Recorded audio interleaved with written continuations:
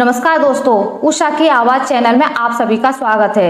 हमारी आज की कहानी है बेटा श्रवण कुमार हो लेकिन दामाद। देखो, बहुत साल गुजार दिए मैंने अपना मन मारते मारते, अब मुझे नहीं रहना इन सबके साथ। आखिर मेरी भी कोई जिंदगी है या नहीं? कब तक तुम्हारे माँ बाप की सेवा करती रहूंगी। आज अंकिता अपने पति उमेश के घर आते ही उस पर बरस पड़ी। क्या बकवास कर रही हो अंकिता? ये फितूर तुम्हारे दिमाग में किसने भर दिया? सोचना भी मत कि मैं अपने परिवार को छोड़ दूंगा। उमेश अंकिता के इस व्यवहार से बहुत हैरान था, क्योंकि आज से पहले अंकिता ने कभी ऐसी बातें नहीं कही। क्यों नहीं छोड़ सकते इन लोगों को? मैं तुम्हारी पत्नी हूं और पति पत्नी का रिश्ता सब रिश्तों से ऊपर होता है। तुम्हें नहीं पता तो जाकर अपनी मां से पूछ लो। अंकिता तेज आवाज में बोली।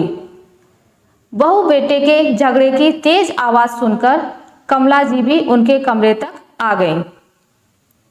क्या बवाल मचा रखा है आज घर में? आखिर बात क्या है जो तुम दोनों इस तरह लड़ रहे हो? कमला जी आंखें तरेरते हुए बोली। कमला जी को देखकर अंकिता उनकी ओर आई और बोली, माँ जी, अच्छा हुआ आप आ गई। आप ही समझाओ अपने बेटे को। मेरी बात तो ये समझते ही नहीं। मैं इनकी पत्नी हूँ तो मेरी खुशी का ख्याल रखना इनका फर्ज है कि नहीं? कह दो इनसे कि चुपचाप मेरी बात मान लें और अलग घर ले लें। अंकिता की बात सुनकर कमला जी सकते में आ गई। ये क्या बकवास कर रही हो बहू? तुम्हारा दिमाग तो खराब नहीं हो गया है? क्यों मेरे बेटे को उल्टी पट्टी पढ़ा रही हो? अरे, क्या इस दिन के लिए ही इसे पाल पोस कर बड़ा किया था कि बुढ़ापे में ये हमें छोड़कर बीवी का पल्लू पकड़कर चला जाए? क्या कमी है तुझे इस घर में? माँ जी, मुझे 5 साल हो गए आप लोगों के साथ रहते रहते। ना अपनी मर्जी से कहीं आ जा सकती हूँ, ना अपनी मर्जी से कपड़े पहन सकती हूँ। जितना भी कर लो, कभी किसी के मुंह से तारीफ के 2 बोल नहीं निकलते। मेरा भी मन करता है अपनी मर्जी से जीने का। क्यों रहूं मैं इस घर में? आप सबका काम करने के लिए और सेवा करने के लिए। और आपको आज क्या हो गया? कल आप ही तो नंदोई जी को ये सब समझा रही थी, फिर अपने बेटे को क्यों नहीं समझाती? अंकिता की बात सुनकर कमला जी की आंखों के आगे कल का दृश्य घूमने लगा। कमला जी की बेटी मनोरमा की शादी को साल भर ही हुआ था।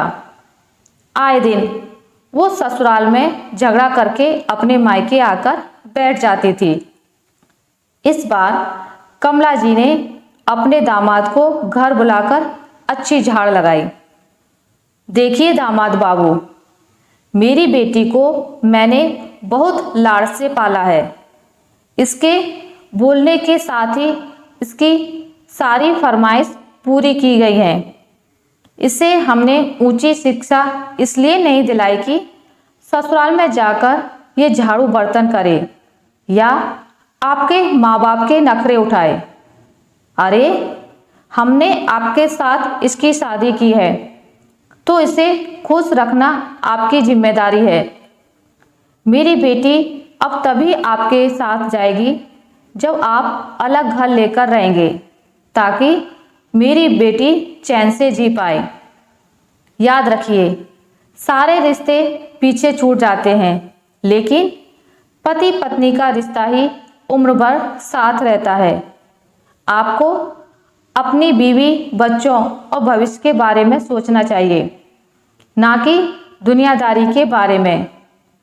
हमने तो आपकी अच्छी नौकरी, अच्छी तनख्वाह देखकर मनोरमा का हाथ सौंपा था, ना कि आपका परिवार देखकर। दामाद बाबू असहाय से अपनी सास की बातें सुन रहे थे। वो दो राहे पर खड़े थे कि क्या करें।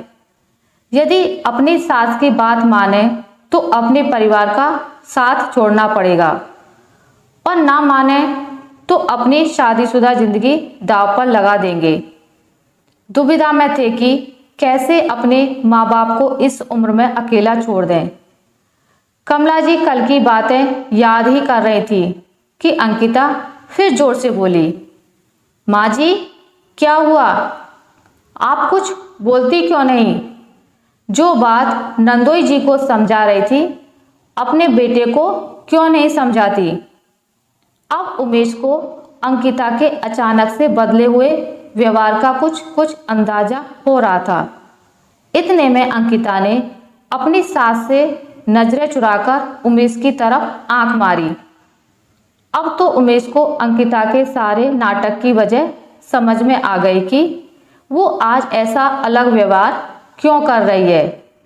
लेकिन वो अनजान बनते हुए बोला, तब तो अंकिता सही कह रही है माँ, मैं भी थक गया हूँ सारे परिवार का बोझ उठाते उठाते।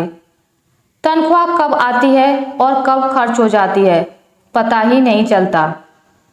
अलग से रहूँगा तो कुछ बचत भी होगी। आखिर मुझे भी अपने भविष्य के बारे में सोचना चाहिए। बस कर बेटा, बस कर। तू तो मेरा श्रवण कुमार है। आज से पहले कभी तूने हमसे ऊंची आवाज में बात भी नहीं की और आज ये सब बोल रहा है। मेरा तो कलेजा ही बाहर निकल जाएगा तेरे जाने के नाम से। वो तो मैं तेरी बहन की खुशी के लिए दामाद बाबू को समझा रही थी।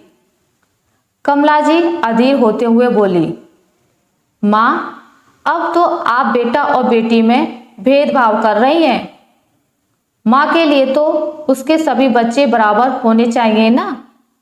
आपको बेटी का सुख दिखता है तो मेरा सुख क्यों नहीं दिखाई देता?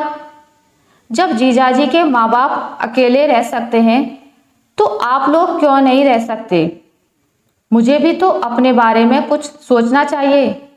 उमेश संजीदा स्वर में बोला, नहीं नहीं बेटा, ऐसा मत बोल। इस उम्र में तू अपनी माँ को छोड़कर कैसे जा सकता है? तेरे बिना मैं किसके सहारे जीऊंगी? मेरी ही मति मारी गई थी कि मैं अपनी बेटी को समझाने की बजाय दामाद बाबू को उल्टी पट्टी पढ़ा रही थी। मैं समझाऊंगी मनोरमा को और दामाद बाबू से माफ़ी भी मांग लूंगी, लेकिन तू कहीं जाने की बात मत करना बेटा। कमला जी का कलेजा बेटा बहू के जाने के नाम से ही मुंह को आ गया था। वो बिल्कुल बौखला गई थी। कमला जी की आंखों में पश्चाताप के आंसू थे। माँ की ऐसी हालत उमेश और अंकिता से देखी नहीं गई। अंकिता अपनी सास का हाथ पकड़कर बोली, माँ जी हम कहीं नहीं जाएंगे। माँ बाप के बिना भी कोई घर होता है क्या? मैं तो बस आपको समझाना चाहती थी कि आप जो कर रही हैं वो गलत है। नंदोई जी सिर्फ दीदी के लिए अपने पूरे परिवार को कैसे छोड़ दें, जबकि उनकी कोई गलती भी नहीं है।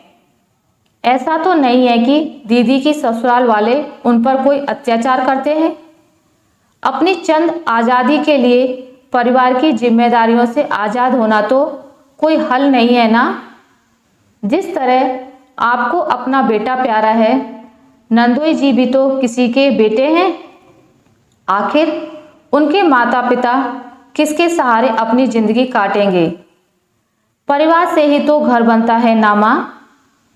तू ठीक बोल रही है बहू। एक माँ होकर भी दूसरी माँ का दुख नहीं समझ पा रही थी। अलग घर परिवार में थोड़ा सामंजस्य तो सब लड़कियों को बैठाना पड़ता है। मैं मनोरमा को समझाऊंगी। बस तुम लोग आज के बाद कहीं जाने की बात मत करना। दरवाजे पर खड़ी मनोरमा भी उनकी बातें सुनकर मन ही मन सोच रही थी कि गलती उसकी ही है। यदि आज उसकी भाभी भी उसकी तरह सिर्फ अपना स्वार्थ और सुख देखती तो उसके मायके की क्या हालत होती। मन ही मन वो निर्णय कर रही थी कि वो भी एक अच्छी बहू और अच्छी पत्नी बनकर दिखाएगी। परिवार के प्रति अपना फर्ज निभाने में अपने पति का साथ देगी, ना कि उसकी राह का रोड़ा बनेगी। आशा करती हूँ आपको मेरी आज की कहानी अच्छी लगी होगी। अगर आपको मेरी ये कहानी अच्छी लगी है तो इसे लाइक करें, ज़्यादा से ज़्यादा शेयर करें, और अगर आप मेरे चैनल पर नए हैं तो इसे सब्सक्राइब करना ना भूलें। मिलते हैं एक नई कहानी के साथ, तब तक के लिए नमस्कार।